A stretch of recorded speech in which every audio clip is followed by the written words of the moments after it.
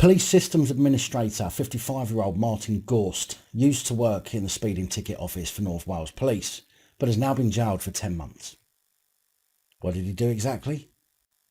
Well, he deleted evidence of himself driving 7 miles an hour over the speed limit. Now, don't get me wrong, I'm not suggesting it's disproportionate. After all, he used his position for personal gain. In fact, I think that it should be that all police employees that are should be subject to charges under Section 26 of the Criminal Justice Act and be dealt with properly. Although I am still to hear of a police constable being found guilty under this act, but it really puts into perspective when you hear a depraved member of the public with hundreds of thousands of indecent images being given just 14 months in jail, suspended for 18 months. Gorst, who worked for North Wales Police for 16 years in the Central Ticket Office, removed video evidence and altered computer records so he and his wife could avoid penalties for speeding offences in January 2015 and between October 30th and November 5th last year. Mould Crown Court heard that the offences came to light when a speed camera van caught Gorst driving at 37 miles an hour in a 30 zone whilst wearing a cowboy hat. The officer in the van recognised Gorst but found that the recording had later been wiped on November the 1st and replaced with different footage. Further inquiries revealed that the defendant had also altered computer records to help his wife Angela get away with another speeding offence committed several years earlier.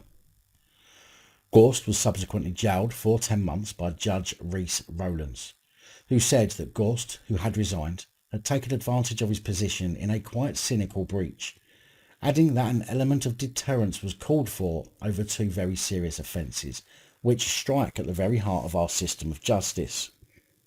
Judge Rowlands added, as an employee of the police, you were trusted with access to sensitive information and expected to carry out your work in a diligent and trustworthy fashion.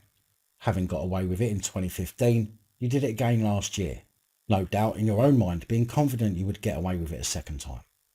Such behaviour can only be viewed as calculated. These offences are far too serious to be dealt with by anything other than an immediate prison sentence. Prosecuting Andrew Green said Gorst had been chairman of a national development group for fixed penalty processing systems. Roger Brown, defending, said what happened had been made madness, pointing to Gorst's previously clean driving licence. There was really no reason for him doing this. His main concern was he didn't want his wife to discover this, because she would have become very upset. Mould Crown Court also heard that Gorst had wanted to lessen his wife's distress after his stepdaughter died on Christmas Day in 2014, with her funeral held the day before the 2015 offence. There's no suggestion she knew anything about this at all, Mr. Brown said. It was entirely his own doing. But again, I draw your attention to the way that some crimes are thought far more serious than others, and although perverting the course of justice is a bad offence and needs dealing with, so is having hundreds of thousands of indecent images of kids. So why are we seeing such disparity in sentencing for these crimes?